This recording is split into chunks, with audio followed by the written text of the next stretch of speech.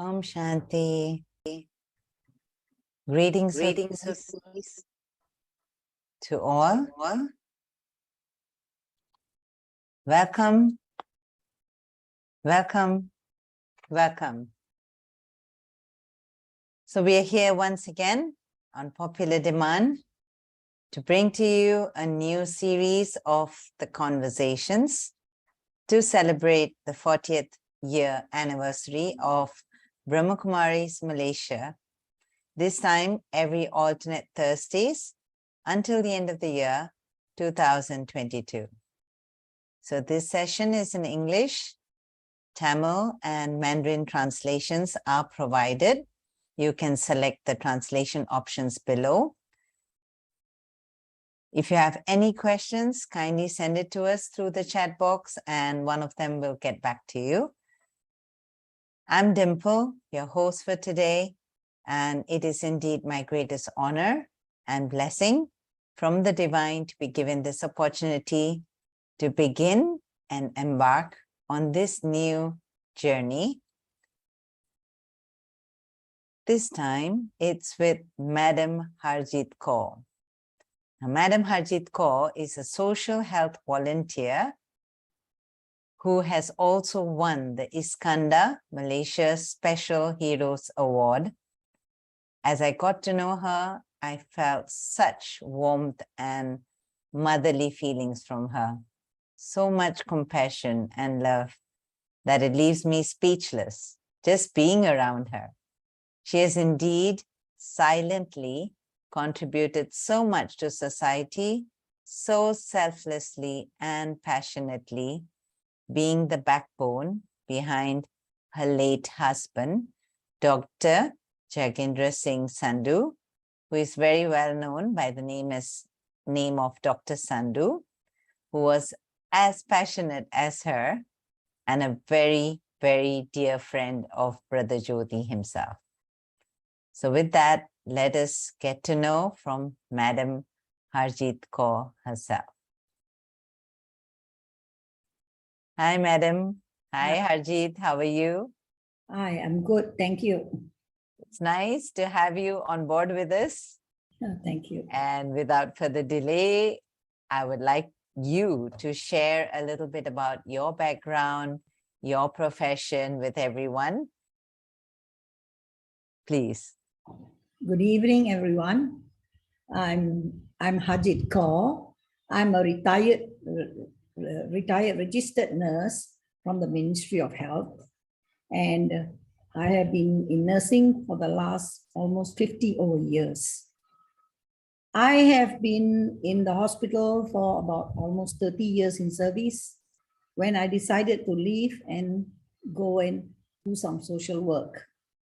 I came out and I was able to start the palliative care or the hospice for the Rotary Club of Johor Bahru. And after 5 years, I looked after my mother who came to live with me with Alzheimer's. And also I did home nursing, helping people, bedridden people, and teaching the caregivers how to look after somebody who needs tube feeding, on diapers, and all the nursing care. That's what I have been doing for the last almost 30 odd years. Thank you. Beautiful, sister. And I see Alzheimer's is something that is very much to look at today. We'll talk more about it later. Yes. But I would like to know what actually made you, or why are you interested in spirituality? Or actually, what is spirituality to you? Sorry. Actually, from childhood, I know we all, like, we go to the temple. I'm a Sikh, you see. My parents used to say anything, give gratitude to God. God is there. He'll help you in your studies and will tell us to go and offer prayers, do service in the temple. Because my father himself used to do a lot of service, serve the people in the temple or help the poor, whatever he could. So we sort of like, I didn't really know that it's spirituality. I thought that's the way of life. You know, you listen to your parents when you're young and you're not so serious about spirituality. And as I went on and on, I got my nursing, and I thought this is something divine that I can help. You know, I can nurse patients. And I took it a lot to heart, and I served into my nursing career. I was practically a theater nurse, you know. I was almost 30 over years in the theater, and all along, you know, in theater. And one day I just felt that it's time for me to give up theater and move out to do something with the community. That's my way of thinking of spirituality. I really never thought that was spirituality. I just thought it's a service, you know. That's all I can tell you, Dimple, about it. Wow, so spirituality is beyond going to temples, and Yeah. I see your work and your service and remembrance of God, you know, that made you more spiritual, and it's lovely. And how do you, my question, what I'm more concerned or curious about is, how did you come in contact with the Brahma Kumaris? How long ago? And yeah, tell us, what do you know about the Brahma Kumaris, your experience with it? Many years ago, about 15 over years, I was living near the JB Brahma Kumaris Center, you know, in the same gardens. I used to hear from friends that Brahma Kumaris and all that. And one day a friend invited me, a Didi had come. So I say, okay, I went. And I told my husband about it. My husband said, yeah, go and listen, see what it is. So I went, and I was really touched by all the, you know, Didi's teachings. Your husband didn't follow you for the talk? The first time my husband didn't follow me. I went on my own. But Right. after that, we were going together because we got to know Brother Jodi, and he also, you know, my husband also was spiritual in the way he was doing service as well. You know, he was with the Rotary Club, he was with the Doctors Association where they help, they run club, you know, so all this social work and all. So my husband started to go with me, and anytime Brother Jodi invited us, we were there, you know, from the old center to the new center. Wow, this would be like how many years ago, approximately, roughly? About 15 plus years. 15 plus years. So you've known the Brahma Kumaris for over 15 years. Yes. And you've attended a series of talks Yeah. thereon, many after that with your late husband. Yes. And what would you say would be the most of the teaching? What did you take back, or how did this benefit you? Well, one talk where I attended, I can't remember which Didi.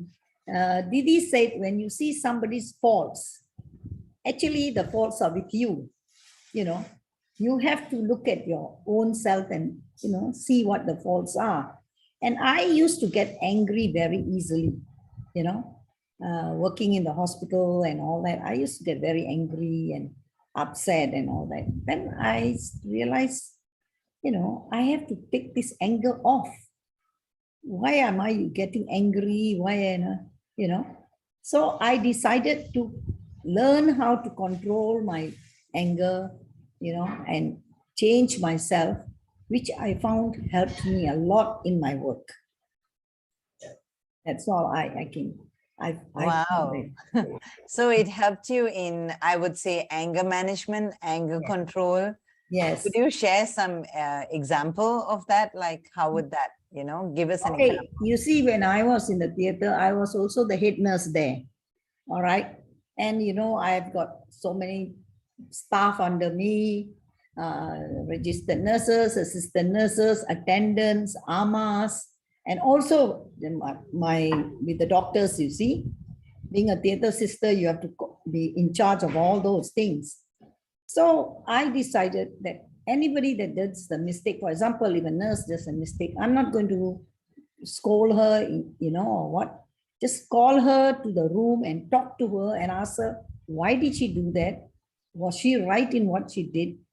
And in this way, when I started with my nurses, with my attendants, with my ama, my rapport with them became very good. They started, they sort of like respected me more. They could come to me for their personal problems. And I will go all out to help them with their personal problems as well. Say, for example, if they can't do the morning duty, they want to do the afternoon duty, I will sort of like arrange for them to get the afternoon duty, exchange with somebody to get to do the afternoon, So it was like that I found controlling my anger and, talking to people, talking to them, finding out the reasons helped me a lot. And I became much more calmer, approachable. I was more approachable because then they found that I'm not angry. They were more approachable. And we worked together very well then. This must have really surprised your staff initially. I mean, working with so many people, and did they notice any change in you? Yeah, because actually theater is a very stressful place to work, Yeah, assisting the doctors in surgery and, there's blood and there's emergency and all that. And the staff used to tell me, sister, nowadays you're very calm. Huh? How come? I said, yeah. I decided to change myself and be calm, and that's I always believe, I used to tell them, whatever we do, we have somebody watching us, the Almighty, and with Almighty's grace, I've changed, I used to tell them that. Lovely. So nice. And this leads us to the next question, actually, as you mentioned, the Almighty. How exactly, or rather, how do you practice? How are you practicing spirituality in your life currently? You see, from young, we have the mantra, which we chant, like Samba, Vaheguru, Satanam, And I, by nature, likes to listen to all the spiritual hymns, When I listen to the spiritual hymns, I just relax. I feel very calm. I feel much more happier, and that way I was practicing my spirituality. And when people were saying, you do seva, I told myself, as a nurse, I can do seva by helping the people, community. That means I go out, help the poor, help the people, lay people who have no idea about how to nurse a bedridden person. And for example, as you know, in Malaysia, the services are quite, difficult to get. For somebody to call someone to say, come and change my rest of the RALS tube for my mother or father, it is very difficult, you have to pay, and not everybody can afford paying that. So I decided, I said, why don't I help them? I just ask them to get the RALS tube, or I get the RALS tube, which is about 1 ringgit plus, and I change it for them, and without any cost, and they are very happy with me. And the thing is that, because if they call somebody to come and change, or if they take the patient to the hospital, they have to pay for the ambulance. They have to pay to the person who comes to the house. And what I found was, it was about $50-60 each time they have to pay. Every 2 weeks, who can afford $50-60? A poor person cannot afford. So I used to tell them, just call me, I will come and change for you all. That was what I started. Then I taught them the bed sore dressing, how to take care of the patient, not to get bed sores. If there is a bed sore, what to do, and then personal hygiene. And then even RALS tube feeding, I taught them how to do RALS tube feeding. And that was all what I was doing. And even if I find sometimes in my work, I find financially, I can see they are really not able to get good, like food or whatever. So I used to call my friends and say, hey, you all got dry ration to donate or not? I'll get rice, Milo, milk. I've seen patients who are in the last in the palliative care, when patients are, they doctor give them 3 months to live, and you find the wife is just boiling rice and porridge and giving, and no milk. So I used to get milk for them, and I'll tell them, okay, feed milk, or, to give a nutritious food to them. So on your own, sister, you used to do this on your own? I was all by my own. I never approached anybody.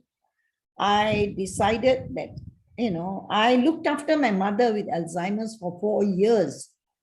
And it was such a difficult to look after Alzheimer's patient for me as a nurse, and my husband being a doctor. It was so difficult because at that time, nobody knew about Alzheimer's.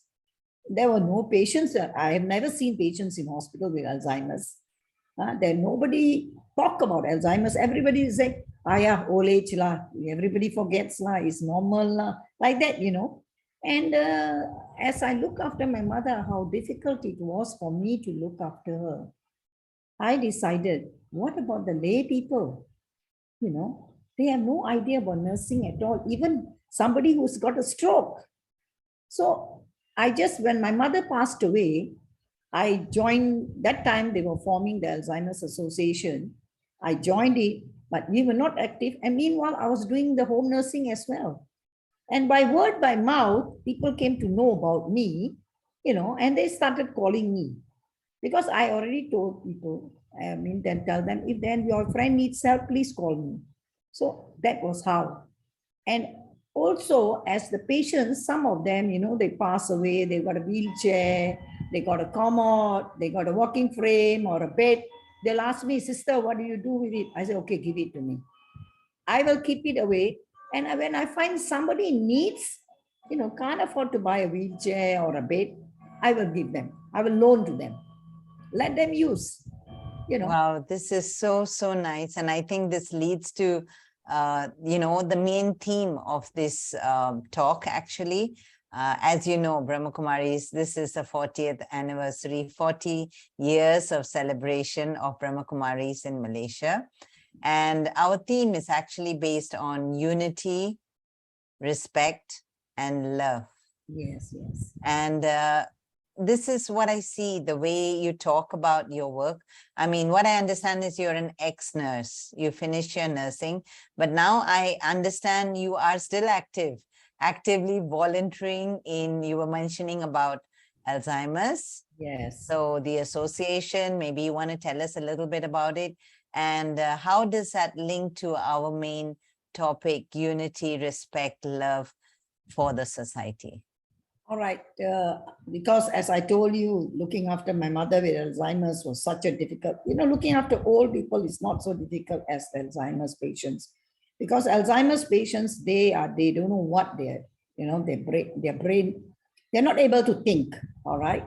And they will be talking of the past, most of the past and all. They don't know day and night, So you have to, they will sometimes sleep the whole day and at night they'll be calling you and all that.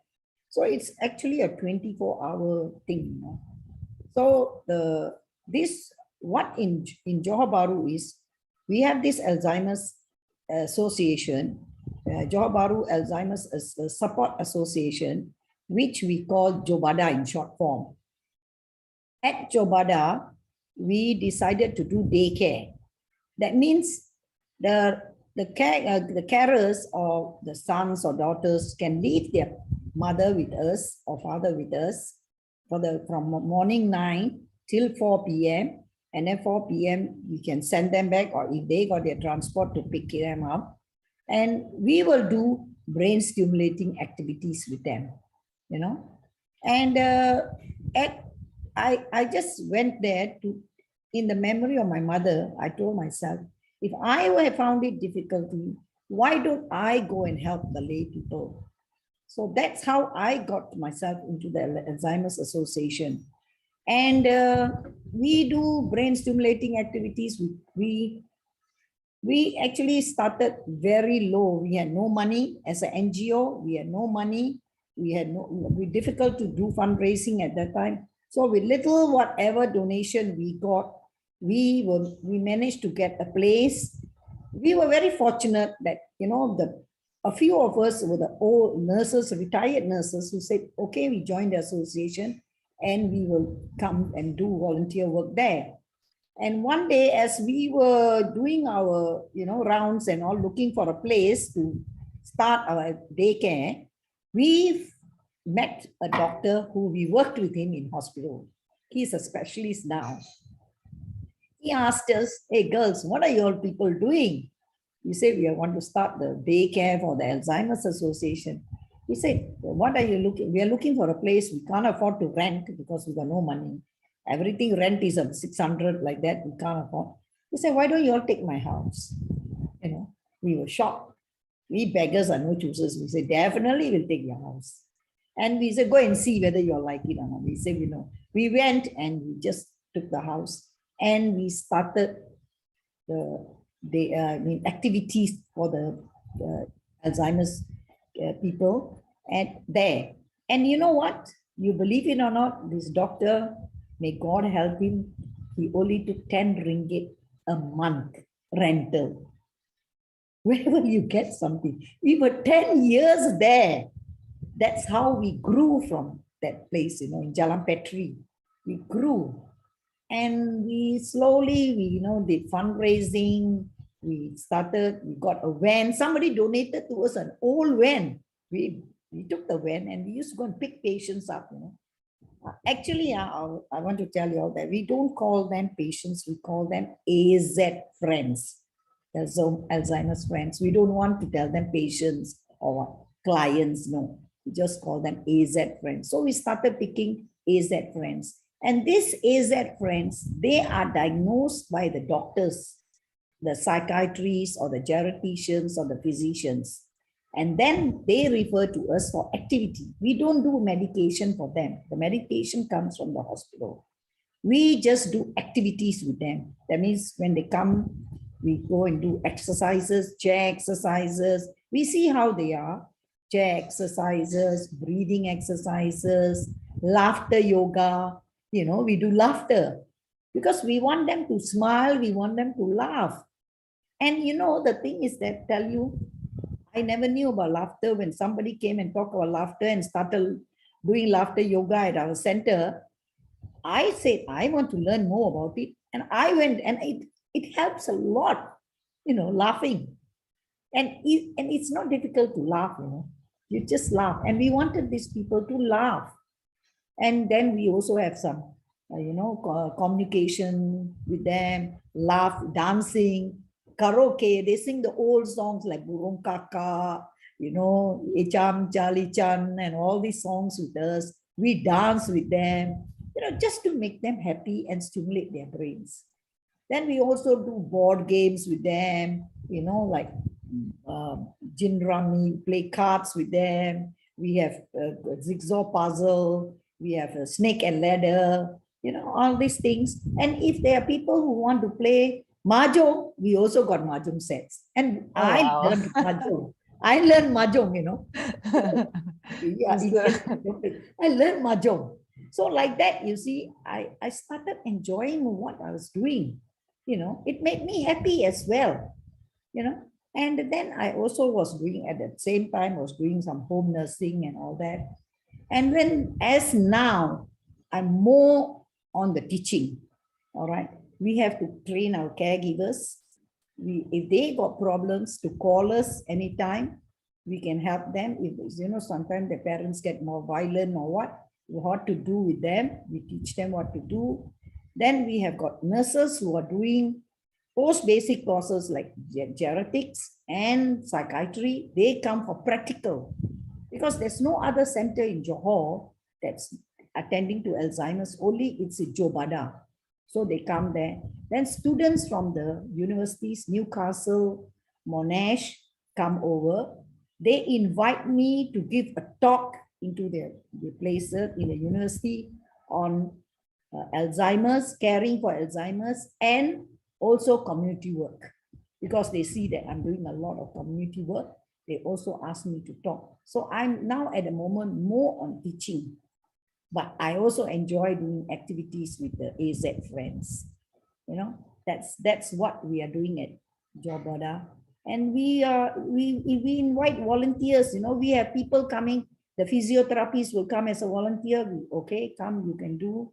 We have the occupational therapists from the hospital, they come twice a month and they do some activities with them.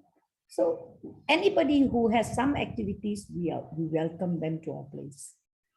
So I see there's so much of unity there in like the way you do work and the way you talk about it. It's so passionate. And I will say roughly how many people do you work with or, guide and...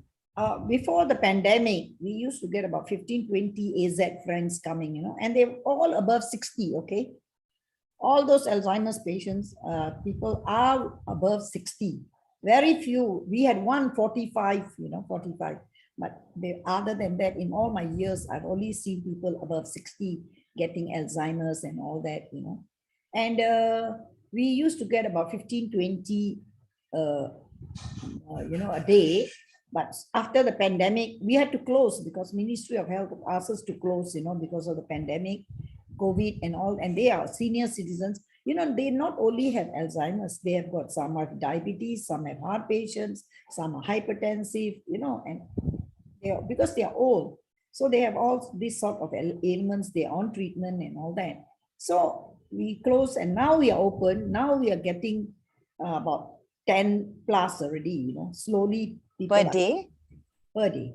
Per day, wow. So and we have we only work from Monday to Friday, all right? Because we are all volunteers and we have employed 3 staff as well. We have a supervisor with us for the last 18 years who is amazing.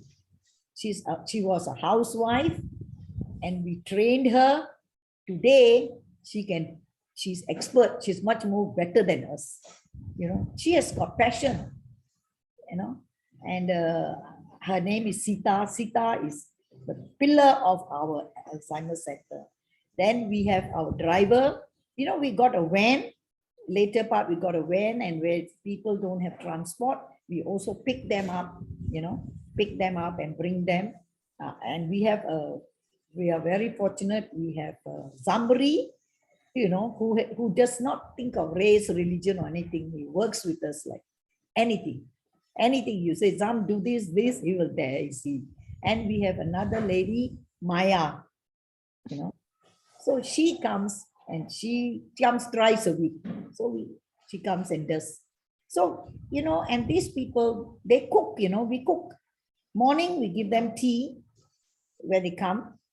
Then we have lunch. Lunch, we usually cook simple lunch, old people, soft things, something soft like mihun or fried rice, or, this one, mee siam. They like all these things, porridge and things like that. Yeah, it's so nice. I see the way you work with all of them with so much of respect, and I see so much of love and passion in the work you do. And laughter yoga, that's nice because, as we learn Raja Yoga, which is supposed to be the king, it is the king of all yoga.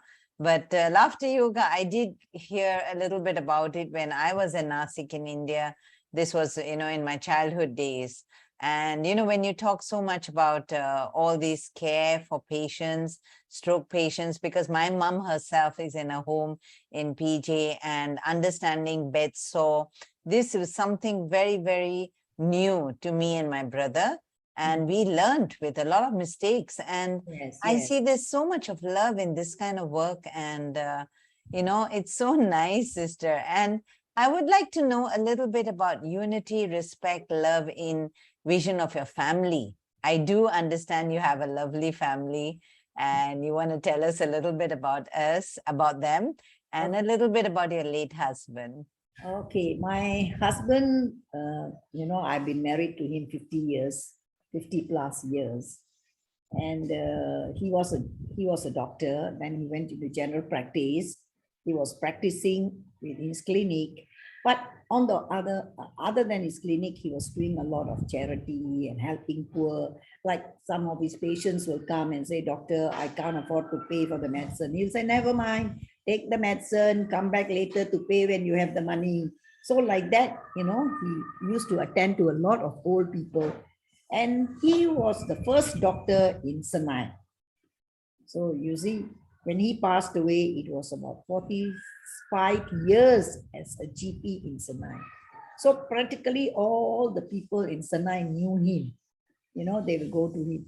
And the other thing was the foreign workers, you know, because when the foreign workers, they see somebody can speak Hindi with them, or, you know, a little bit of English, they are very, you know, they come all the way. So my husband was very much doing all this type of work. He was helping students, you know, who need some help to go to college and all that.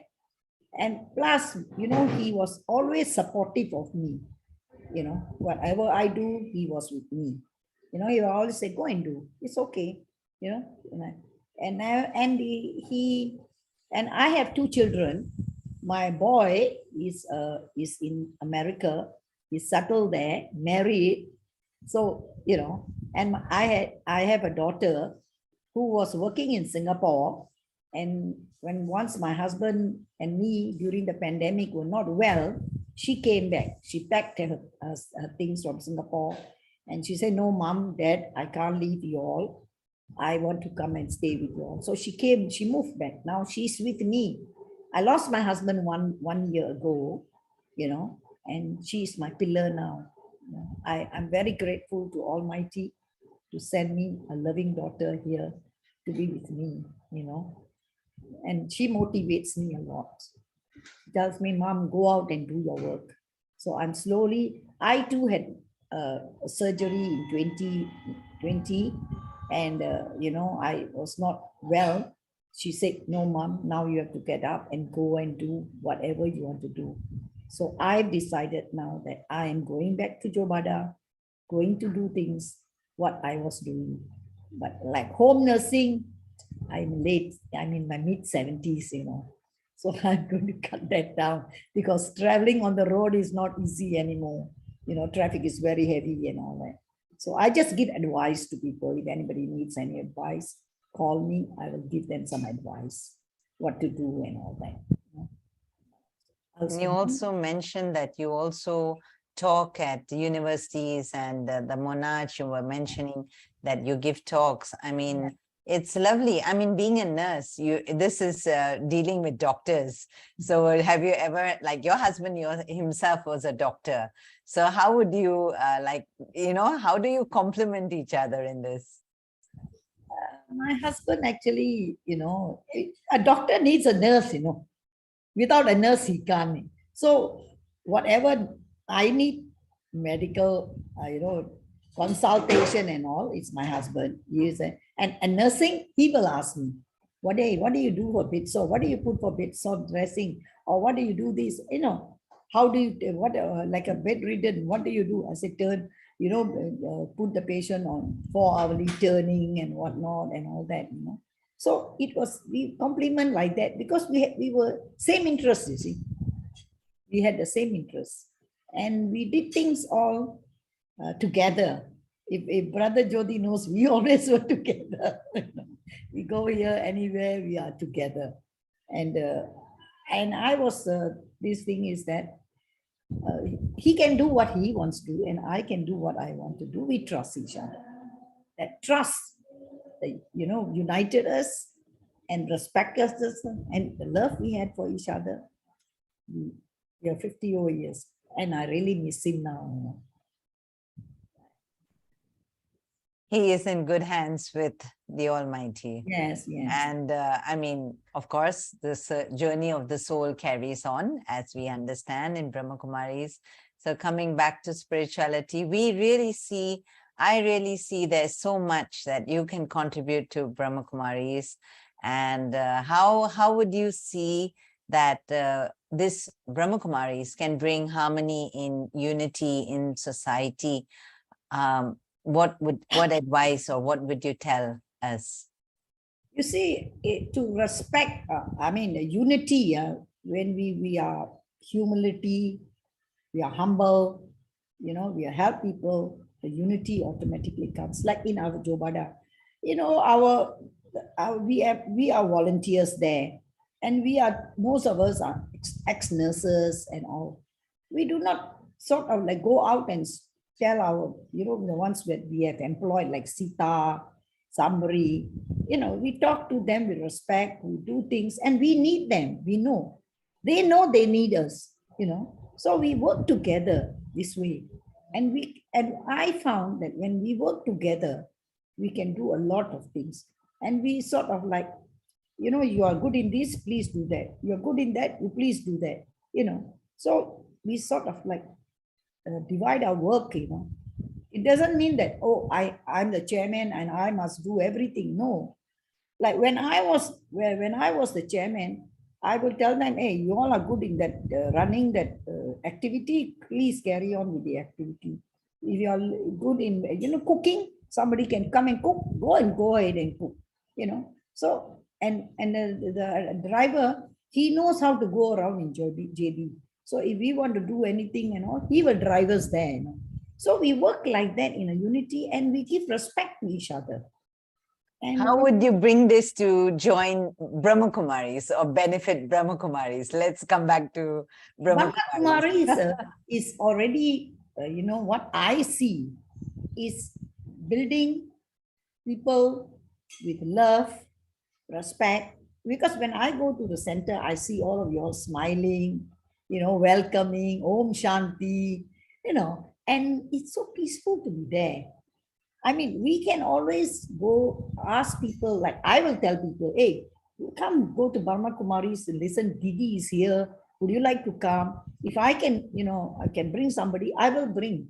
So like that, when you promote Brahma Kumaris, and many people will come, and the respect, you give them the respect, the love, they will definitely come. That's the thing. Because I don't see you're pushing anything. I've been going there for so many years. Nobody pushed me to go into BK. They're all giving me the love and all welcome me. I have good food there.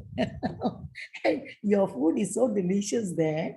I enjoy coming there, But one thing now, I'm living quite far from the Brahma Kumari Center because I've moved to the newer place. So it's a bit difficult for me at times. That's all. So I would say, okay, let's, as you mentioned, it's nice that we don't push, you don't feel we are pushy, but can I attract you, or can we attract you to help us more in Brahma Kumaris to bring this to the next level, to, your experience, you've got so much of experience to share with the people. And I think we will definitely, we can do a lot more together, sister. It's really nice. I have never said no to Brother Jyoti. If he asks for anything, I have always come forward where I can help. Okay. So if you all need me, you all think that I can help you all, definitely I can come and help, no problem. Definitely, sister. Volunteers are needed everywhere, and you're a perfect. We need volunteers at Jobada as well. That's what I keep. Let's work together. We need people to come to Jobada to help us also, because you see, when you're doing something, you're organizing, then you need members, But many people will just come, and they won't come as volunteers. You see, it's very difficult to get volunteers, especially younger ones. We have to build, what I feel is, even I tell Jobada this, that we must go around doing public talks. Talk about Jobada, Alzheimer's, and what to do if people can come. Many people don't know about it. So I think, just, a suggestion or kind of, I feel if they link with Brahma Kumaris, because the knowledge they have in Brahma Kumaris, the way they, I don't know, somehow I feel the knowledge will help with Alzheimer's. Yes, and there is a link somewhere. And it has helped me. It has helped me. So definitely. So, so we can see that we can actually work this out together, helping each other, like a mutual relationship. Yeah. And really, really so wonderful, sister, talking to you. And in this process, I got to know you because I came and visited you a couple of times. I have actually even, got to know your daughter and a little bit about your family. I really find you so warm, so passionate. so like, I mentioned in the beginning, it felt like a mother. I felt like, there's somebody here in Johor Bahru because my family all stay in KL.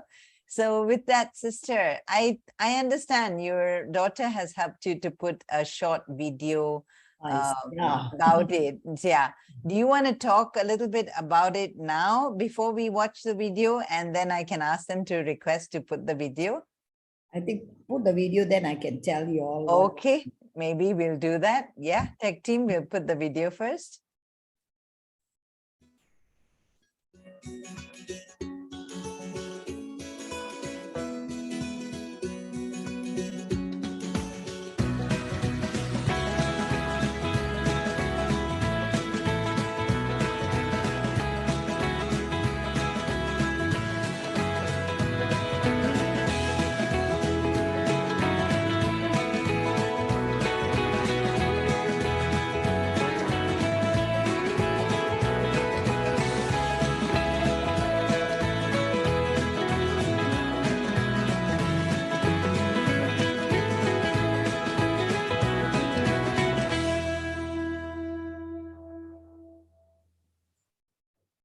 Wow, such a nice video. And now we would like to hear from you to tell us, some beautiful memories about the pictures. You see, the thing is that that was my husband in turban and without turban, and then his clinic, his nurses and all. You see, the nurses that we had, all are Chinese nurses. And we had one nurse with us for 45 years. The day we opened the clinic, she has been with us. And most of the nurses are either 25 years or 15 years with us. So, then you can see that how they work with my husband. And if you see in my social work, we are in the van. That is when we got our new van. We raised funds, and we were very fortunate that Rajazari, the Parmaisuri of Johor, she gave us some money to buy a van, because the old van was getting broken and all. So she gave us some money and we raised some funds. And the other thing is that if you see the children, I actually don't have any grandchildren, They are my niece's children, all right, the two. My niece was in JB. I helped her with the pregnancy, her postnatal, she was with me. And she used to leave the children with me whenever she wants to go out or what. So the children are very, very close to me. Very soon that girl will be 16 years old and the boy is 13 years old. But now they're in Penang. They still contact me practically every day. They call me Nani Pua because my niece, I'm her father's sister. So they call Pua in Punjabi. Nani, I'm the grandmother. So they call me Nani Pua. And they are all Nani, mother's mother. Mother's, because I'm the Nani is mother's mother. Pua is the father's sister. My niece called me Pua. So they don't want to say Nani or what, Nani Pua, they calls me. And so they are very, very close to me. Every holiday or whatever, they are with me. And they were very close to my husband as well. Yeah, I can see that. And I could see all the excitement, the way you were dancing in one of the that pictures. dancing, okay, that dancing is with laughter yoga. Okay. Our laughter yoga, we have annual dinners, where we get together and all. And I was called to dance on the floor. And if you see, I'm receiving a cert there as the laughter ambassador. Wow. I think we should introduce this a little bit in our Raja Yoga as well. Yeah. And I think it will definitely help a lot of them to cheer up. and that is the founder of Laughter Yoga, Dr. Madan Kataria and Madhuri Kataria, the wife and husband, were the ones who found the Laughter Yoga. So when they came here, I happened to be given that laughter ambassador. Beautiful, beautiful, sister. So we would love you to give a lot of good wishes for BK, for Brahma Kumaris, looking forward to how we can work things together and help this, make it, spread the message of unity, love, respect, and make it work together. Yeah. So any closing remarks, sister? It was so nice sharing with you. Any closing remarks that you want to share? I just wish the Brahma Kumaris all the best. Okay, whatever they are going to and what they want to achieve, I wish them best of luck.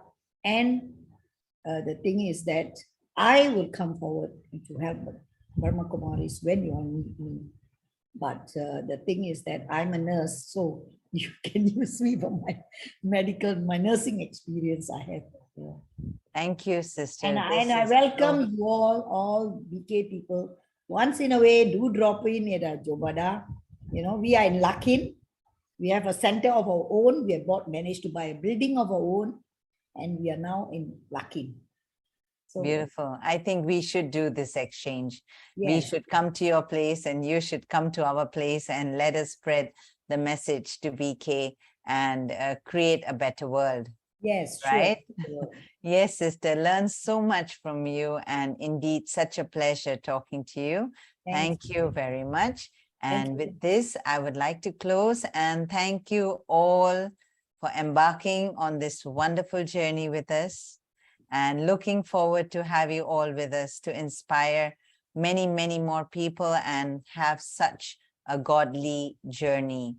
This series has just begun and the best is yet to come. All the best. Thank you. Thank you for